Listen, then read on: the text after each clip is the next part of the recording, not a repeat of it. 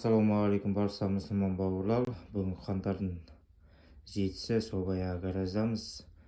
Міне бұрыс деп болдық. Алла разы андақта істейміз. Сонымен жаққа кетеміз бүгін.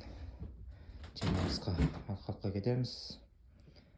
Ішін бәрін жинап сыпырамыз. Міне қаншама ағаштың недері, ұнтақтары. Қаншама бір жетілік жиналмаған. Соны алаласа жинайтын боламыз.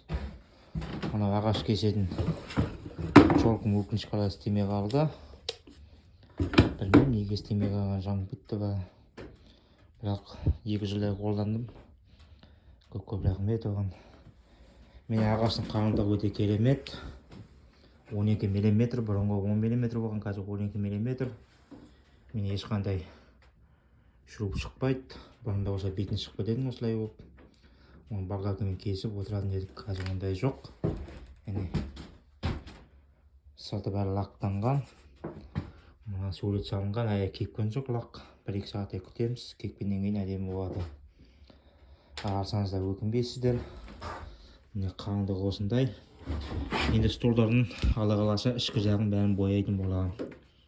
Аяқтарын ішкі жақтан бәрін осындай свет қылып. Бірақ ол кезде бағалар өзі қымбаттау болады. 35-32 мыңға барып болуы мүмкін деп отырмын енді. Оны енді марттан бастап көреміз. Қалай шығады, қалай болады. Баға беріп кетіңіздер. Столдың сапасы қандай. Өзім бұрнап отыр. Осы свет, сосын тағы да бір светпен бояйтын боламын болашақта. Оны қандай свет екенін таңдаған жоқпын. Міне баға беріп кетіңіздер. Гараждың светі жылау. Мына жерде істейін ба дегім, оған уақыт болмай жатыр. Міне ағаш бәрі дайын тұр. Күнде ертең, күнде соң енді арқақтан кейіннен істейтін боламыз. Гараждың светі жылау.